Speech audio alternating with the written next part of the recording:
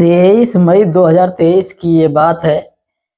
कुड़ावली एक इलाका है और इसी इलाका के जो एसडीएम साहब होते हैं, साथ ही सीओ और कोतवाल, तीनों ही अपने अपने वाहन से, अपने अपनी जीप से पुलिस बल के साथ निकले थे और वो एक नाम की तलाश कर रहे थे।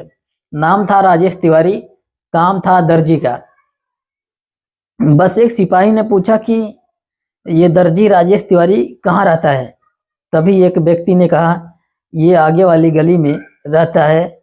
इसी तरह वो ऑफिसरों का जो झुंड था वो लगातार आगे बढ़ रहा था और इससे पहले कि ऑफिसर वहां पहुंच पाते और ये खबर पहले ही फोन के माध्यम से पहुंच जाती है कि तुम्हारे तरफ पुलिस और प्रशासन दोनों ही आ रहे हैं, जरूर कुछ न कुछ बड़ी बात है।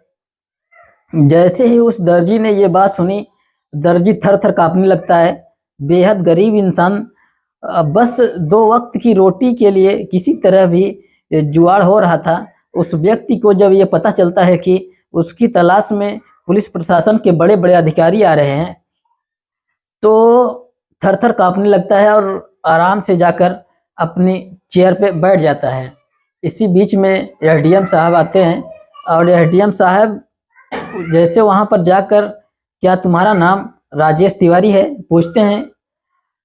वो व्यक्ति खड़ा होकर थर थर कांप रहा था, हाथ जोड़ते हुए कहता है कि साहब, हाँ मेरा ही नाम राजेश तिवारी है, लेकिन मुझसे क्या गलती हुई है, कुछ गलती हो गई है तो मुझे माफ कर दीजिए। जैसे उस एसडीएम के सामने दर्जी ने हाथ जोड़कर माफी मांगते हुए ये बात कही कि एसडीएम साहब कहते हैं कि आपको हाथ जोड़कर माफी मांगने की जरूरत कोई नहीं है, कोई बात नहीं है, आपसे कोई गलती नहीं हुई है, बल्कि हम आपको सम्मानित करने के लिए यहाँ पर आए हैं। तभी वो ड्राइवर को आवाज लगाता है, जो कि फूलों का गुलदस्ता और मिठाई का जो डब्बा है वो लेकर आओ। ड्राइवर फूलों का गुलदस्ता और मिठाई लेकर आता है और सीओ का ड्राइवर हो या कोतवाल का ड्राइवर हो, सब के सब फूल के गुलदस्ते और मिठाई भी लाते हैं, उस दर्जी के हाथों में देते हैं और कहते हैं कि अब आपको सैल्यूट करने की जरूरत नहीं है, बल्कि अब भविष्य में जब तक आप जिंदा रहेंगे तब तक आपको आपके बेटे की वजह से लोग सैल्यूट करते रहेंगे आपको, क्योंकि लाखों में नहीं, जहां जहां तक हो जाएगा वहां तक। ये बात सुनने के बाद दर्जी के आंखों में आंसू आ जाते हैं और उसने सुनने पर मजबूर हो जाते हैं। आखिरकार मेरे बेटे ने ऐसा क्या काम कर दिया है जो बड़े बड़े अधिकारी मुझे सैल्यूट कर रहे हैं। और उसके बाद वहां पर मीडिया वालों का जमावड़ा हो जाता है, तांता लग जाता है। ये कहानी जानने के लिए आखिरकार उस दर्जी की बेटे की कहानी क्या है। आज की कहानी उसी दर्जी की बेटे की है जिसने इतिहास रच दिया, जिसने पूरे भारतवर्ष में 2nd रैंक प्राप्त करके दिखा दिया कि जो प्रतिभा होती है किसी की मोहताज नहीं होती। नमस्ते, प्रणाम, आदाब, हर हर महादेव। मैं ओम प्रकाश पाल। आज की जो सच्ची घटना मैं आपको सुनाने जा रहा हूँ, ये सच्ची घटना है उत्तर प्रदेश का एक जिला है मैनपुरी और उसी का एक कस्बा लगता है कोरावली। दरअसल कोरावली कस्बे का एक इलाका है धरनाजपुर और यहीं की सच्ची कहानी है। दरअसल एक दर्जी है, वो दर्जी के 3 बेटे हैं। 3 बेटों में एक उसके साथ एक बेटी भी है, 4 बच्चे हैं उसके, और एक बेटा है उसका दूसरे नंबर का, उसका नाम है सूरज तिवारी। दरअसल सूरज तिवारी ने 11वीं का परीक्षा पास की और उसके बाद सीबीएसई बोर्ड से पढ़ रहा था। 12वीं क्लास के जब एग्जाम होती है, सीबीएसई बोर्ड की वजह से वो पढ़ने में इतना ज़्यादा होशियार नहीं होता है कि वो फेल हो जाता है। इसलिए उसने कुछ न कुछ आगे करने की सोची थी और सोचा कि सीबीएसई बोर्ड के पास से मैं पास नहीं हो पाऊंगा, इसलिए मैं यूपी बोर्ड से ही एग्जाम देता हूं।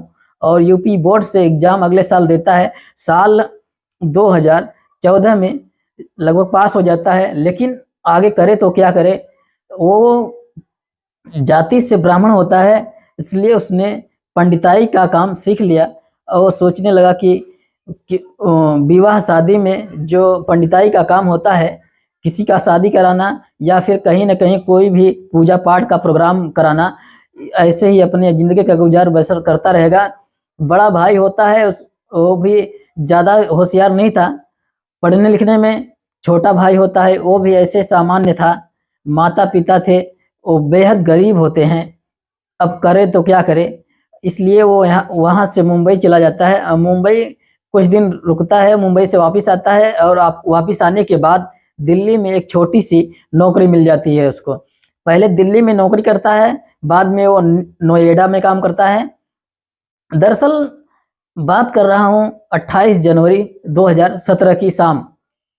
वो ड्यूटी से जब अपने घर वापस आया, घर के लिए उसने बहुत सारा सामान खरीदा, मिठाइयाँ खरीदी और अपने माँ से, अपने भाई से, अपने पिता से, अपनी बहन से मिलने के लिए बड़ा आश्चर्य हो रहा था। अगली सुबह 29 जनवरी 2017 की सुबह की बात है, 6:30 बजे के नहा धोकर तैयार हो जाता है और खुशी के मारे वो फूले नहीं समा रहा था, क्योंकि आज से उसे घर जाना था। और दिल्ली से चलकर अलीगढ़ की तरफ जाने वाली एक पैसेंजर ट्रेन में वो बैठ जाता है। और जैसे ही उस ट्रेन चलने लगती है, दादरी रेलवे स्टेशन से अभी ट्रेन निकली ही थी, क्योंकि इस ट्रेन के अंदर बेहिसाब भीड़ थी, लोगों को पैर रखने की भी जगह नहीं थी। इसलिए सूरज तिवारी बिल्कुल मेन गेट के पास खड़ा हो जाता है और वो इंतजार कर रहा था कि बस सफ़र जितनी जल्दी हो सके पूरा हो जाए, उसके बाद वो अपने माँ बाप से मुलाकात करेगा। सैलरी मिली थी, बड़ा खुश था और लेकिन ये नहीं जानता था कुछ होने वाला है। दरअसल जैसे ही दादरी रेलवे स्टेशन से ट्रेन निकलती है, किसी ने उसको जोर से धक्का दे दिया और चलती ट्रेन से वो लड़का गिर जाता है। और जैसे ही वो लड़का गिर जाता है, ट्रेन आगे चली जाती है और कई दिन बीत जाते हैं। उस लड़की की आँख खोलती है दिल्ली के एम्स हॉस्पिटल में। पूरा का पूरा कमरा सफ़ेद हो रहा था, कभी चादर से तो कभी रंगाई पुताई की वजह से, और जिस पर लेटा था वो भी चादर सफ़ेद होता है। और इसी बीच में एक सफ़ेद कोट पहने हुए एक व्यक्ति आते हैं, कहते हैं कि हेलो, गुड मॉर्निंग, मैं आपका डॉक्टर हूँ। जैसे ही उस लड़के की तरफ देखते हैं, सूरज तिवारी की आंखें ही चल रही थी। आंखों से वो देख रहा था, कानों से सुन रहा था, बाकी शरीर का जो हिस्सा था उसे पता नहीं चल पा रहा था कि शरीर का हिस्सा काम भी कर रहा है या नहीं कर रहा है। तभी डॉक्टर कहते हैं कि क्या आपको मालूम है आपके साथ एक छोटा सा हादसा हो गया था? कि वो कहता है कि सर हाँ, मैं ट्रेन से गिर गया था। वो कहते हैं कि इसके लिए मुझे माफ़ करना, और मैंने आपकी जो एक हाथ है ना, लेफ्ट हैंड साइज की, ये वाला उल्टा हाथ, इसकी 2 उंगलियां मैंने काट दी हैं। इसके लिए मैं आपसे माफ़ी मांगने के लिए आया था, और बाकी सिर्फ 3 उंगलियां हैं और जो 2 उंगलियां कट चुकी हैं। जैसे ही उस सूरज तिवारी को ये बात सुनी, सूरज तिवारी थोड़ा सा परेशान हो जाता है, हल्की सी आंखों में आंसू आ जाता है। कहता है कि सर कोई बात नहीं है, मैं इन बिना 2 उंगलियों के जी लूँगा, लेकिन आपने मेरी ज़िंदगी बचाई, इसके लिए आपको बहुत बहुत शुक्रिया। जैसे ही सूरज तिवारी ने ये बात कही, डॉक्टर वहाँ से चले जाते हैं। इसके बाद एक और डॉक्टर आते हैं, वो कमरे में आते हैं। कमरे में आने के बाद फिर से बातचीत करना शुरू कर देते हैं। कहते हैं कि और बेटा तुम्हारा नाम क्या है, कहाँ रहते हो, क्या करते हो? बहुत सारे सवाल थे। ऐसे सवाल करते करते, बातचीत करते करते सवालों के जवाब कर रहे थे। वो बोल ही पा रहा था, सुन पा रहा था, देख पा रहा था, बाकी शरीर के जो हिस्सा था, मोमेंट, वो काम कर ही नहीं रहा था। तभी कहते हैं कि मैं तुमसे माफ़ी मांगने के लिए आया हूँ। दरअसल मेरी वजह से तुम्हारा एक हाथ कट चुका है। अगर हम तुम्हारा हाथ नहीं काटते तो शायद तुम्हारे लिए दिक्कत हो सकती थी। यानी कि जो सीधा हाथ था, वो सीधा हाथ यहाँ से काटा गया था, और एक हाथ काटने के बाद एक हाथ की 2 उंगलियां काटी जाती है। वो लड़का अब रोने लगता है और समझ नहीं पा रहा था कि आखिरकार इसी बीच में जो दूसरा डॉक्टर आता है, डॉक्टर ने अपने मोबाइल निकाला। मोबाइल निकालने के बाद मोटिवेट करने वाली कुछ चीज़ें दिखाना शुरू किया।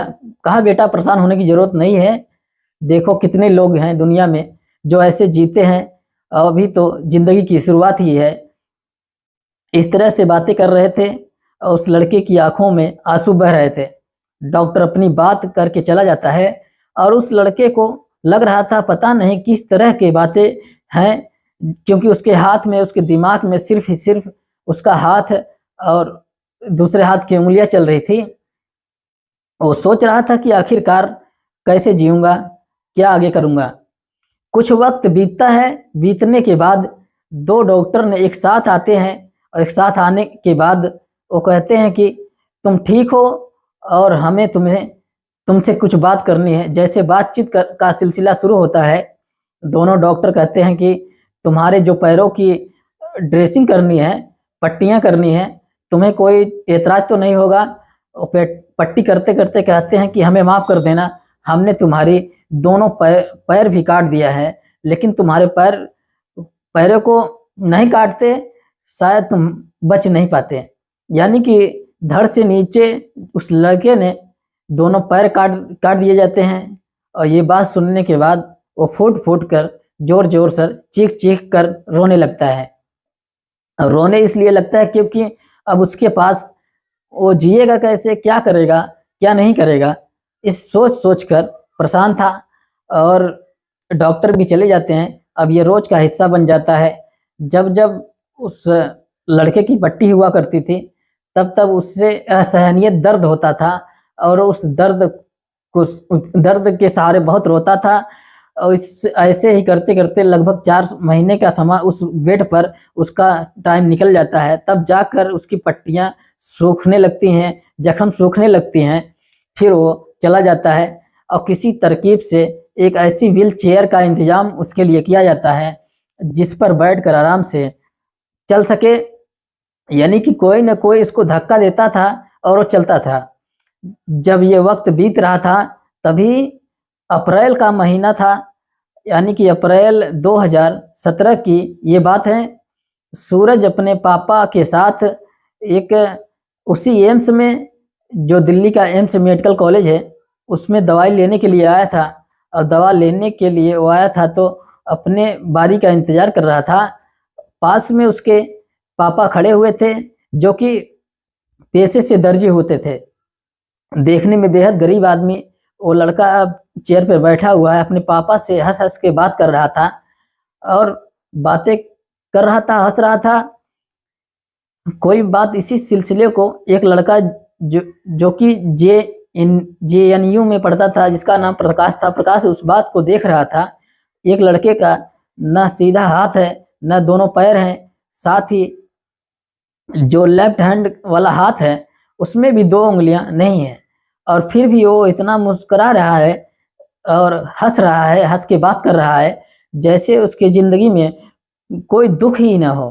तभी वो प्रकाश उस यानी सूरज तिवारी के पास पहुंचता है और सूरज तिवारी से कहता है कि मेरा नाम प्रकाश है और मैं JNU का स्टूडेंट हूँ, और क्या मैं आपसे बात कर सकता हूँ? तो वो लड़का कहता है हाँ जी बिल्कुल बात कर लीजिए। वो पूछता है कि तुम्हारे साथ ऐसा क्या हुआ, क्या तुम अपने हादसे के बारे में बताओगे? तभी वो हादसे के बारे में बताना शुरू कर देता है। तब बता रहा था, तभी प्रकाश कहता है कि आगे की जिंदगी जीना चाहते हो? वो लड़का कहता है कि क्या करना होगा? उसने कहा कि मेरे साथ आपको चलना होगा। यानी कि वो लड़का जो JNU में का स्टूडेंट होता है, उसके पिताजी के साथ सहमति के बाद JNU के जवाहरलाल नेहरू यूनिवर्सिटी के अंदर लेकर आता है और पूरा कैंपस घुमाता है। और पूरा कैंपस घुमाने के बाद एक NGO से संपर्क करने के बाद उसके लिए एक ऐसी व्हील चेयर का इंतजाम करता है, जो व्हील चेयर उसकी 3 उंगलियां बची थी, ये वाली 3 उंगलियों के सहारे मशीन चल सके। यानी कि अब उसे किसी की सहारे की जरूरत ना हो, वो खुद से जा सके, कहीं भी घूम सके, कहीं भी आ सके। जैसे ही प्रकाश ने उसको ये बात बताई, प्रकाश ने कहा कि अगर तुम मेहनत करो, मेहनत करने के बाद तुम्हें एक एंट्रेंस एग्जाम में वो पास करना होगा। यानी कि तुम्हें उस एग्जाम को पास कर दिया तो तुम्हारा यहाँ पर एडमिशन हो जाएगा। यानी कि मई 2017 में उस लड़के का एग्जाम होना था। उसके लिए बीए में कौन सब्जेक्ट रखने थे उसका सिलेक्शन भी था। पहला एग्जाम दिया लेकिन वो पास नहीं हो पाता है। उससे लगता है कि शायद जिंदगी तो पहले ही धोखा दे चुकी है, और एग्जाम का अवसर मिला था लेकिन वो भी नहीं दे पा रहा है, लेकिन फेल हो चुका है। लेकिन किस्मत उसकी और भी धनी थी। उसने फिर से एग्जाम की तैयारी करने लगता है और 3 महीने बाद सूचना मिलती है कि दिसंबर 2017 में फिर से एग्जाम होना है। पहला एग्जाम उसका मुंबई में होता है। उस एग्जाम के बाद वो घर चला जाता है। घर जाता है 20 मई 2017 को। अपने परिवार के साथ था। 5 दिन बाद उसे एक ऐसी भयानक सूचना मिलती है जिसकी उसने कल्पना नहीं की थी। दरअसल उसका बड़ा भैया होता है और उसका रोड एक्सीडेंट होता है और बड़े भैया की मौत हो जाती है। तब लोग वो भी टूटने लगता है और लोग कहने लगते हैं कि जिसके हाथ पैर नहीं थे कम से कम इसी को भगवान उठा लेते। कम से कम चलते हाथ पैर वाला लड़का अच्छा खासा था और इसे क्यों उठा लिया। ये बात सुनकर सूरज तिवारी को बहुत ज़्यादा खराब लगता है, अजीब लगता है। लेकिन सूरज तिवारी कहा कि अब यहाँ से जाना होगा, अब मुझे किसी पर बोझ नहीं बनना है। और उसे एक बार जेएनयू में फिर से परीक्षा का अवसर मिलता है। संभव कि ये बताया जाता है कि साल 2017 में पहली बार 2 बार प्रवेश में परीक्षा हुई थी। प्रवेश परीक्षा होती है तो प्रवेश परीक्षा में उसका नंबर आ जाता है 23 जुलाई 2018 को। आखिरकार वो सूरज तिवारी नाम के लड़के का जेएनयू में प्रवेश हो जाता है और वो रसियन भाषा में उसका बीए में एडमिशन होता है। और लगातार पूरी ईमानदारी से पूरी मेहनत कर रहा था। लेकिन प्रकाश फिर आते हैं, कहते हैं कि तुम्हें कुछ दिखाना है। प्रकाश दरअसल उसे जेएनयू की यूनिवर्सिटी के लाइब्रेरी होती है, उस लाइब्रेरी में ले जाते हैं। लाइब्रेरी में 9 मंजिला लाइब्रेरी होती है। उस लाइब्रेरी में किताबें थी, बहुत सारे लड़के लड़कियां पढ़ रहे थे। तभी सूरज तिवारी ने किसी से पूछा कि तुम बहुत पढ़ते हो, मैं अक्सर तुम्हें लाइब्रेरी से निकलते हुए नहीं देखता। तभी उसने कहा कि मैं यूपीएससी की तैयारी कर रहा हूँ, यानी कि मुझे बड़ा अधिकारी बनना है, बड़ा आदमी बनना है। जैसे उसने कहा कि कैसे बनते हैं बड़े अधिकारी, उसने कहा कि बहुत सारा पढ़ना पड़ेगा। सूरज तिवारी के पास और कुछ काम था ही नहीं। सूरज तिवारी सोच लिया मुझे अब पढ़ाई करनी है, वो भी बहुत ज़्यादा पढ़ाई करनी है। अब सूरज तिवारी ने लगभग 18 घंटे डेली पढ़ना शुरू कर दिया और साल 2021 में यूपीएससी का एग्ज़ाम दिया और साथ ही 2022 में एग्ज़ाम दिया। पहले प्री में पास हो जाता है, मेंस में पास हो जाता है। अब नंबर आता है इंटरव्यू का। लेकिन इंटरव्यू उससे पहले पता चलता है कि एमए में एडमिशन ले लिया था और रसियन भाषा में, और जीआरएफ का एग्जाम था। जीआरएफ एग्जाम का वो क्लियर कर लेता है, यानी कि विश्वविद्यालय अनुदान आयोग की तरफ से एक जीआरएफ का एग्जाम होता है। उसे भी कोई पास कर दे तो गवर्नमेंट की तरफ से, शिक्षा मंत्रालय की तरफ से हर महीने 37,000 रुपये उसे मिलेंगे अगले 2 साल तक। अब जैसे जैसे इसे ये खुशी मिलती गई तब ये सोचा बहुत अच्छी बात थी। तभी उसका इंटरव्यू की तारीख आती है, इंटरव्यू देने के लिए जाता है यूपीएससी का। तो इंटरव्यू में वो बैठता है और व्हील चेयर पर गया हुआ था। उस पर सवाल किए जाते हैं कि तुम स्पेशल कैटेगरी को, यानी जो है फिजिकल हैंडीक्राफ्ट होते हैं, तुम्हारे हाथ नहीं है, तुम्हारे पैर नहीं है, तुम स्पेशल कैटेगरी में आते हो, तुम्हें अपने स्पेशल कैटेगरी में क्या करना चाहोगे। उसने कहा सॉरी सर, मैं स्पेशल कैटेगरी में नहीं आता, मैं अपना काम सब कुछ खुद करता हूँ। आप चाहे नहाना हो, कपड़ा हो, किताबें हो, जो भी काम हो मैं खुद करता हूँ। इसलिए अगर बात कुछ करने की आएगी भविष्य में तो मैं यूनिवर्सल काम करूँगा और उसमें हाथ पैर लोग भी होंगे। इंटरव्यू लेने वाले जो पहले था, जो बोर्ड था, वो इंटरव्यू लेने वाले को पहले ही पास करते हैं 23 मई 2023 को यूपीएससी का रिजल्ट आता है और उसकी 917 17वीं रैंक होती है। साथ ही फिजिकल हैंडीकैप होते हैं, दूसरा स्थान होता है।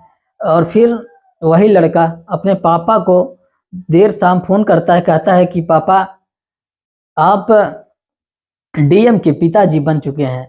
जैसे ही उसके पिता ने ये बात सुनी, पिता की आंखों में आंसू आने लगते हैं, रोने लगते हैं। और उस लड़के ने ये करके दिखा दिया, अगर किसी के हाथ पैर ना हो तो तब भी जिंदगी को बेहतरीन तरह से जिया जा सकता है। आज उस लड़के को बड़े बड़े लोग सैल्यूट करते हैं, चाहे विधायक हो, चाहे सांसद हो, मंत्री हो, चाहे वो अधिकारी हो, कोई भी हो, वो लड़का आईएएस ऑफिसर बन चुका है। जहाँ जहाँ वो इसकी पोस्टिंग रहेगी, शायद बताया जाता है कि उत्तर प्रदेश की किसी भी जिले में पोस्टिंग रह सकती है। जहाँ जहाँ इसकी पोस्टिंग रहेगी वहाँ वहाँ लोग उसको सैल्यूट करते रहेंगे और उसकी काबिलियत पर दाब देते रहेंगे। दोस्तों, इस घटनाक्रम को सुनाने का उद्देश्य है सिर्फ ही सिर्फ आपको मोटिवेशन करना है। जब जब आपको लगे कि जिंदगी से हताश हो चुके हैं तो सूरज तिवारी को याद कर लेना और देख लेना कि सूरज तिवारी नाम के जैसे जैसे लोग हैं, जो ये लड़का है कितना आगे तक बढ़ा। जय हिंद, जय भारत।